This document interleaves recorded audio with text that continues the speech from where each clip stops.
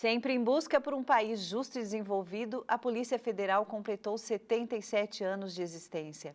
Ao longo de sua história, atingiu uma marca histórica de mais de 7.800 operações policiais. Apreendeu mais de 10 bilhões de reais em patrimônio nas investigações e evitou que outros bilhões fossem subtraídos dos cofres públicos. Para contar um pouco do trabalho da instituição e falar dos desafios enfrentados em nosso estado, convidamos o delegado regional executivo da Superintendência da Polícia Federal de Mato Grosso do Sul, doutor Fabrício Martins Rocha. Agradeço. Delegado Fabrício, é um prazer ter o senhor aqui no programa Segurança em Pauta. Da Polícia Federal, da experiência aqui na Superintendência Regional, e fico muito satisfeito e lisonjeado aí pelo convite.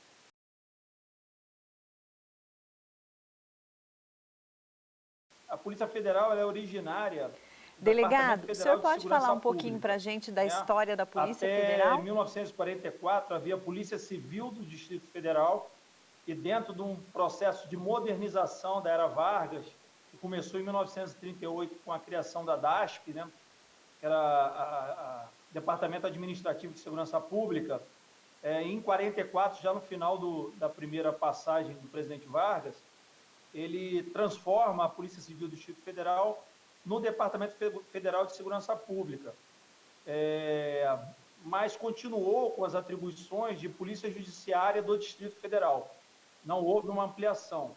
Se tentou, nesse primeiro momento, já passar a nível nacional as atividades de Polícia Marítima, Aeroportuária e de Fronteiras para esse Departamento Federal de Segurança Pública, só que em 1946, a Constituição de 46 retira essa atribuição do Departamento Federal de Segurança Pública, mantendo tão somente a sua atribuição de supervisionar essas atividades, mas elas continuaram com os estados da federação.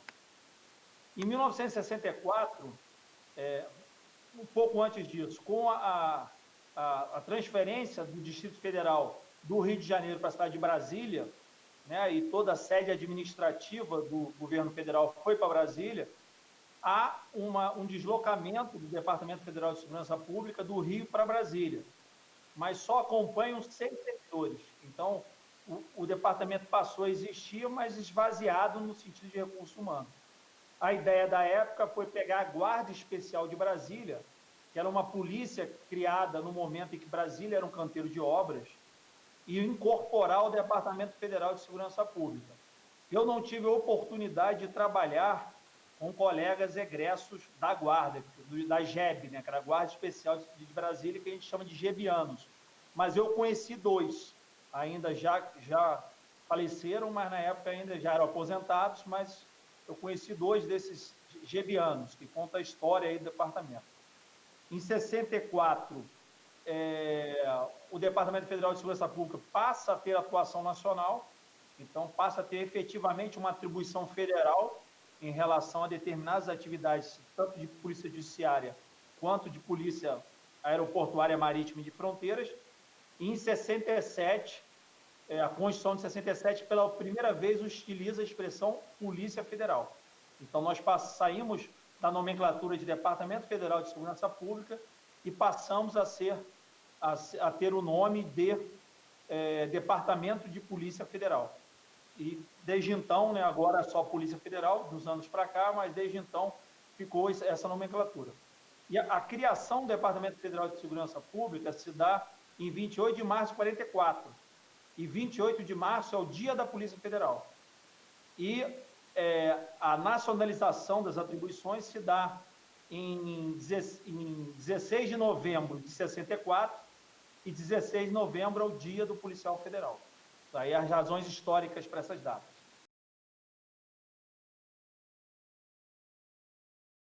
Nós temos, né, nossas atribuições se encontram. Delegado, quais as principais funções da Polícia Federal? Né, no capítulo da Segurança Pública, se abre o capítulo da Segurança Pública com as atribuições da Polícia Federal, né?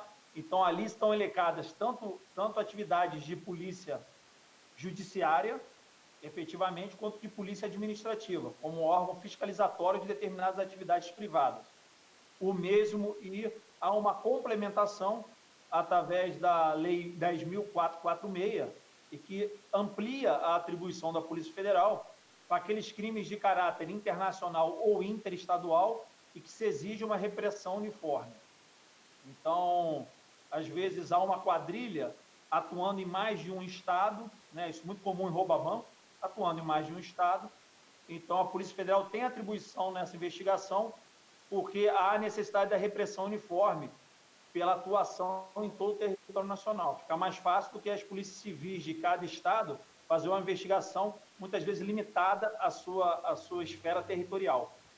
Então, as principais atribuições são a investigação criminal na parte de polícia judiciária e na parte de polícia administrativa tem o controle de armas, controle de produtos químicos, controle da segurança privada, a parte de passaporte, a parte de imigração. Isso tudo também é de atribuição da Polícia Federal.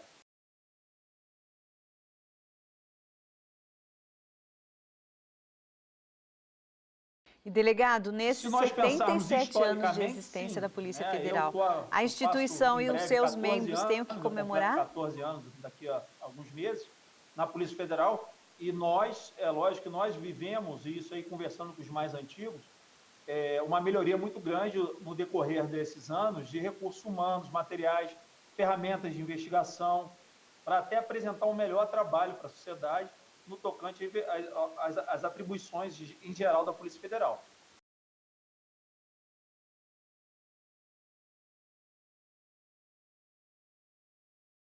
Delegado, a Polícia Federal é uma instituição nacional. Como ela é estruturada e o trabalho, como ele é dividido? Do departamento, em Brasília, situado em Brasília, onde se encontra o diretor-geral e os diretores da Polícia Federal, né, onde se saem ali os planejamentos estratégicos para determinada área, através de suas coordenações gerais, e temos uma estrutura replicada e assemelhada no âmbito das superintendências. É lógico que no órgão central há a gestão, né, do órgão. Aqui nós fazemos as atividades, atribuições em si, como as atividades fim da Polícia Federal. E lá no órgão central, as atividades meio. Nós temos 27 superintendências regionais, né, uma para cada estado da federação, né, e com exceção de Vila Velha, que é a única que a superintendência não está na capital do estado, está mais na cidade da Grande Vitória, né? Mas todas as outras superintendências são situadas nas capitais dos estados, e temos delegacias descentralizadas, né? Que se encontram ou em região de fronteira, ou para a divisão das circunscrições da superintendência, para que a superintendência não abarque uma área territorial muito grande, né? E dentro da superintendência nós temos as divisões por área de atuação. Nós temos delegacia de repressão entorpecente, delegacia de imigração, delegacia de produtos químicos, de controle de armas e produtos químicos, delegacia para crimes fazendários, crimes previdenciários. Então, além dessa estrutura das atividades fim, seja ela de polícia judiciária ou polícia administrativa, nós temos a corregedoria regional, também dentro da superintendência, no qual há a divisão do núcleo de correções e núcleo de disciplinas. Aí temos o setor técnico-científico, da perícia, temos o setor de identificação datiloscópica, onde trabalham os papiloscopistas, e temos as atividades estruturais de apoio ao gabinete do superintendente, né? Que é tecnologia da informação, setor de recursos humanos, setor de logística, né? Responsável pelas compras, contratos, mas, a grosso modo, essa estrutura da superintendência se repete nas outras superintendências.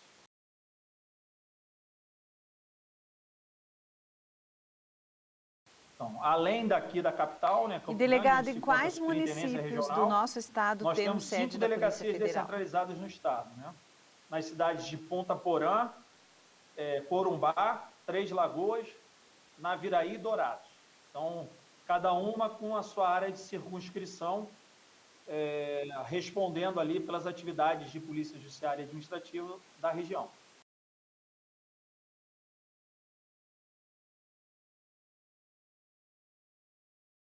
Delegado, uma das operações de maior destaque aqui no Mato Grosso do Sul foi a lama asfáltica. Como foi a investigação e quais os principais resultados? O senhor pode contar para a gente? Foi uma operação que trouxe assim, resultados muito importantes para o Estado, né? A gente observa que esse tipo de operação ele é muito assemelhado à Lava Jato, só que dentro de um espectro estadual, né? Mas o objeto ali da investigação ele guarda uma semelhança no sentido de que era um grupo de empresários que tinham favorecimento e direcionamento de licitações, né? Eles ganhavam as licitações e faziam, através de emissão de notas fiscais frias e outros meios, o pagamento de valores para agentes políticos. Esses agentes políticos faziam alimentação de caixa 2 ou botavam no próprio bolso e gastavam com construção de casas, compra de imóveis, fazendas. Então, e engraçado que num período que eu estive no Maranhão, lá tinha a Operação Sermões aos Peixes, que era uma operação também com o mesmo espectro, a investigação com fatos bem análogos, só que na estrutura do Estado do Maranhão. Então, ela teve uma importância muito grande porque descortinou essa organização criminosa, né? Ela trouxe à baila para a sociedade a existência dessa organização criminosa, né? Com a prisão de alguns agentes políticos expoentes aqui do Estado, né? Hoje já em liberdade por conta de decisões judiciais, na maioria dos tribunais superiores, mas que permaneceram algum tempo presos, né? Inclusive empresários aqui também de grande relevo no estado do Mato Grosso do Sul também permaneceram presos e os processos criminais, a investigação, pelo que eu sei, ainda há fases há material a ser analisado e outras fases a serem deflagradas e o espectro é esse, né? Tá? Com a justiça, acredito que, não sei se já saiu uma condenação, porque eu não acompanhei, mas em breve teremos, se já não tivermos, decisões judiciais. Delegado, na sua opinião, os casos de corrupção têm aumentado ou o combate está mais eficiente? Eu acho que hoje nós temos melhores ferramentas para esse combate, né? Instrumentos, inclusive jurídicos, né? Como a colaboração premiada, como ferramentas de análise de extratos bancários, como a exemplo do projeto Simba, né? Que você consegue fazer o cruzamento de informações. Então, a corrupção em si ela é endêmica no país, infelizmente, né? Nós temos um histórico muito ruim de corrupção, né? Uma corrupção para fomentar a manutenção no poder, uma corrupção para fomentar o enriquecimento de agentes políticos.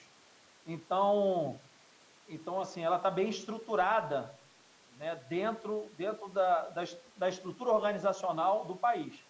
Então, eu acho que ela continua a existir. O que se tem hoje é melhores instrumentos para identificá-las e para a recuperação desses ativos desviados e responsabilização dos agentes. Delegado, a lavagem de capitais está diretamente ligada à corrupção e ao crime organizado, né? O combate a esse crime também é prioridade da Polícia Federal? Hoje houve um alargamento da lei. Então, nós observamos assim que se fez uma diretriz que é seguida aqui, né, e a Operação Nevada eu citei por conta disso, de se fazer a investigação do crime concomitante à da lavagem de dinheiro. Antigamente, a da lavagem de dinheiro acontecia normalmente posterior à deflagração da operação, com a perda de oportunidade, de conveniência, e por uma outra autoridade policial, por um outro setor. Então, hoje não. Hoje, se eu tenho um inquérito de contrabando, que investiga uma organização criminosa voltada ao crime de contrabando, concomitante a essa investigação, eu já faço a lavagem. Eu já vejo se aquelas pessoas têm efetivamente capacidade econômica e financeira para ostentar os bens que têm, ou se aquilo aproveita o crime. Então, quando se chega no momento da deflagração, você já chega sequestrando, porque somente através da descapitalização que você desarticula a organização criminosa. Não adianta ficar prendendo motorista ou mula, e se você não pega as lideranças, você não sai daquilo ali. E, delegado, trabalhar em um estado que possui uma grande área de fronteira seca, né, com 2 países, e ainda faz divisa com 5 estados, exige técnicas e ações diferenciadas?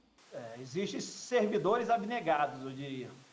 Principalmente aqueles que se encontram em Ponta Porã, Corumbá, Naviraí, porque é lógico que a técnica, né, a Polícia Federal tem o seu rol de modos de operação, de mecanismos de investigação, né?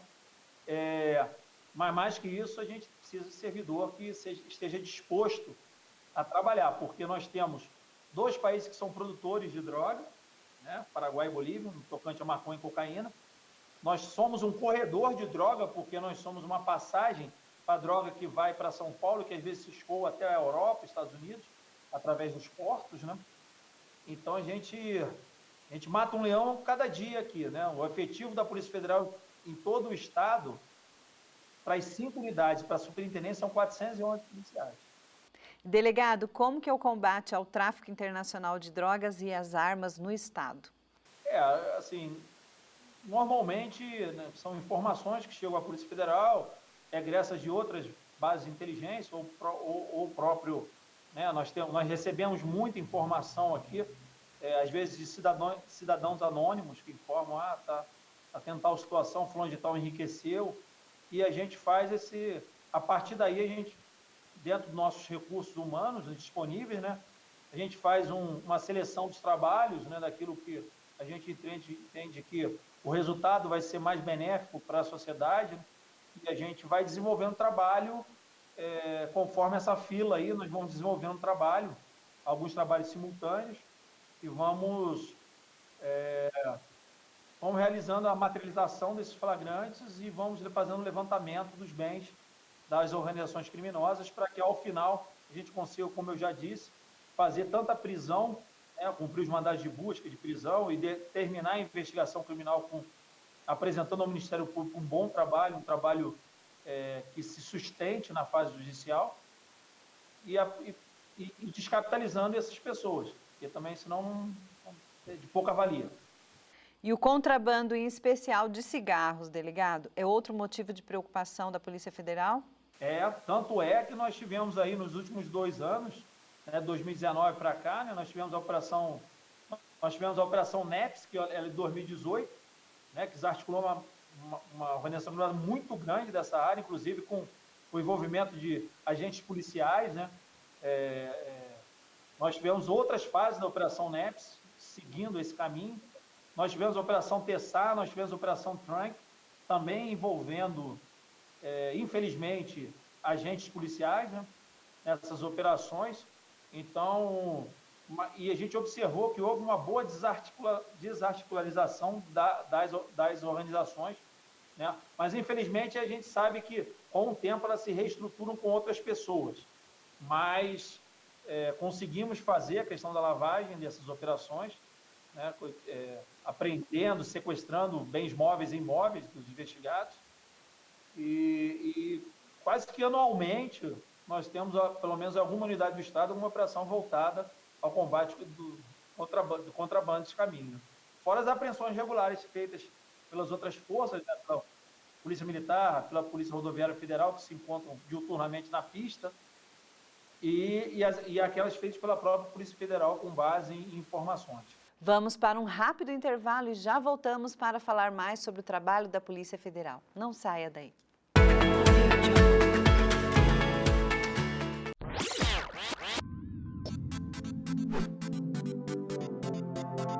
Olá! O Pensando Direito de hoje vai falar sobre a distribuição das proposições. De acordo com o artigo 186 do Regimento Interno da Assembleia Legislativa, as matérias são distribuídas pelo presidente às comissões, após verificar se já não existe outra proposição que fale do mesmo assunto. Caso positivo, essa distribuição se dará por dependência. Dessa forma, o texto é encaminhado à CCJR para análise de legalidade e à Comissão de Finanças e Orçamento, quando a matéria envolve as finanças do Estado. Além disso, quando uma proposição diz respeito a mais de uma comissão de mérito, a remessa será feita de uma para outra, na ordem dos registros de acompanhamento. E não se esqueça, o número máximo de distribuição por proposição é de 3 comissões de mérito. Eu fico por aqui, mas volto em breve para explicar um pouco mais sobre nosso regimento interno. Até lá!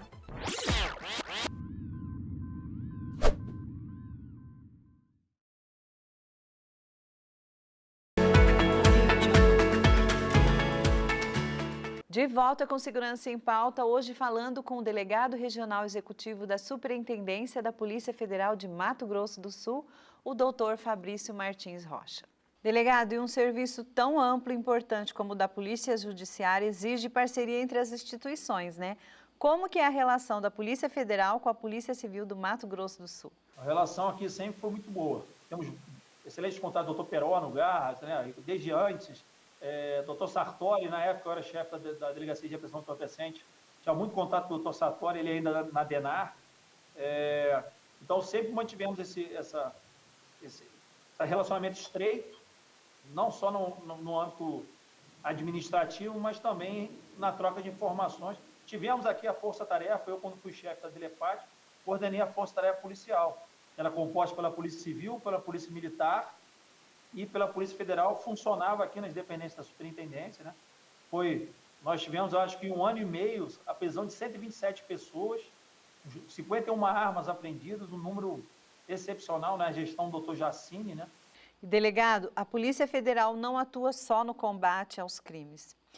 É também responsável pelo processamento de pedidos de porte de armas. Como que é feito esse trabalho?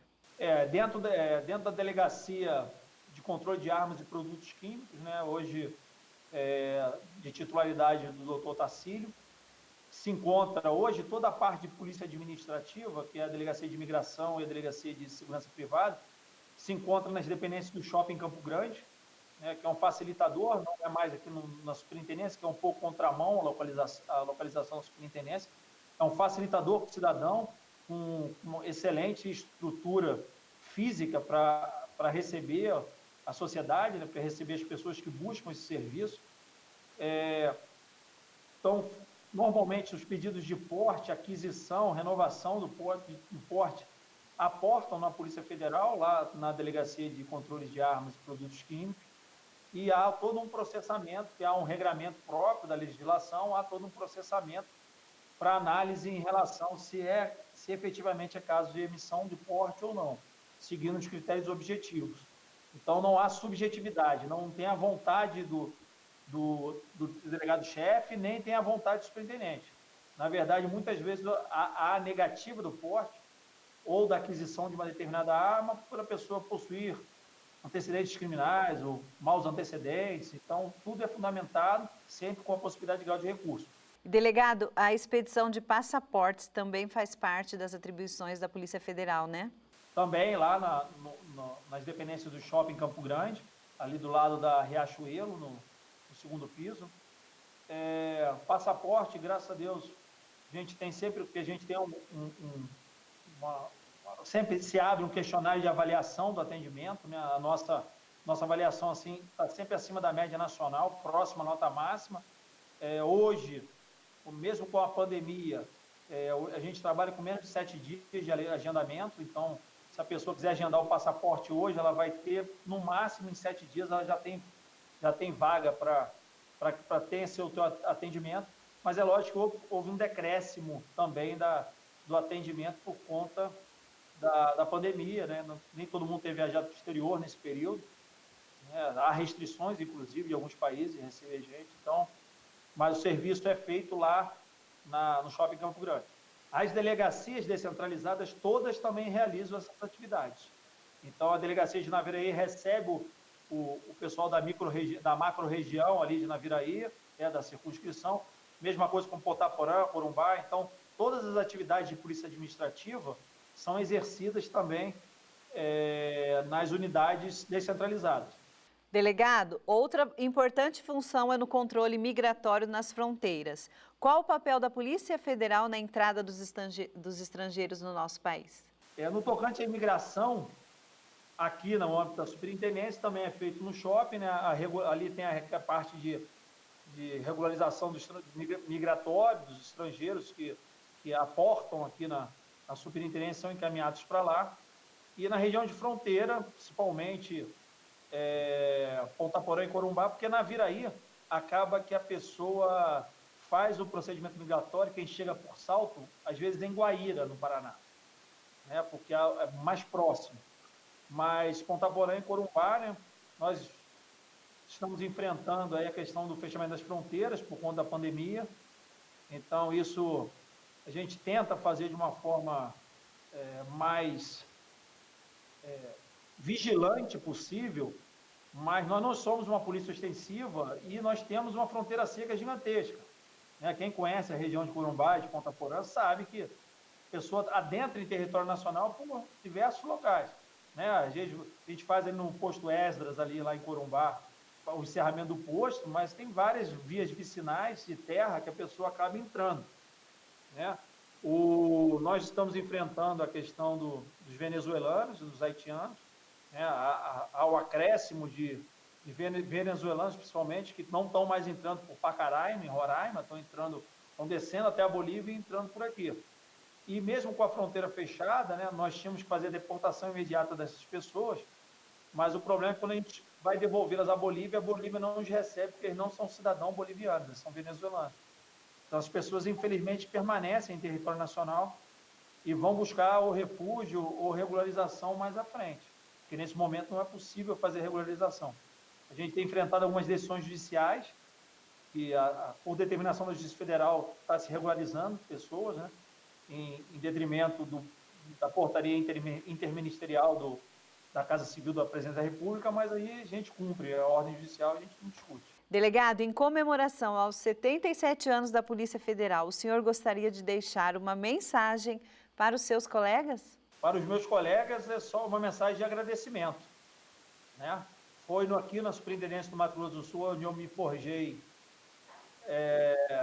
policial, aprendi a essa função que hoje eu tanto gosto de fazer, sou um vibrante dentro da Polícia Federal, então agradeço a todos aqueles que auxiliam na manutenção do bom nome da instituição, e também aqueles que me auxiliaram nas minhas dúvidas, nos meus questionamentos, Muitos já não estão aqui, muitos já estão aposentados, Hoje eu sento nessa sala aqui e tantas vezes eu entrei nessa sala aqui para conversar com os delegados regionais executivos, e hoje ter a oportunidade de estar sentado nessa mesa, eu sei a responsabilidade que é. Então, tenho certeza que o meu sentimento de gratidão é muito grande por esses colegas. E eu queria que o senhor deixasse uma mensagem também para as pessoas que estão nos assistindo. Agradeço a audiência e saibam que a Polícia Federal, apesar de todas as suas dificuldades, e nós também enfrentamos dificuldades de recursos materiais, de recursos humanos, de repente um pouco menos que as nossas co-irmãs, então que tenham respeito, tenham admiração pelo policial, seja ele policial militar, policial civil, policial rodoviário federal, policial penal, policial federal, porque são pessoas que deixam seus lares diariamente, colocam suas vidas em risco para a proteção da sociedade. Então, que tenhamos sempre esse pensamento. Todas as instituições são instituições muito fortes, muito importantes, que mantêm a paz social e que a população saiba respeitar essa pessoa, às vezes, muitas vezes mal remunerada, mas que mantém ali dentro do seu coração o amor pela segurança pública e o amor pela polícia. É isso que é o lembrete que eu deixo a quem nos ouve. Delegado, muito obrigada pela sua participação e parabéns pelos 77 anos da sua instituição. Obrigada, delegado. Muito obrigado aí pelo programa, pela Segurança em Pauta, pela oportunidade de falar um pouquinho da polícia aqui. E o Segurança em Pauta vai ficando por aqui. Mande seus comentários, suas dúvidas e sugestões por meio de nossas redes sociais. Acompanhe também as novidades da Polícia Civil em nosso site. Até a próxima.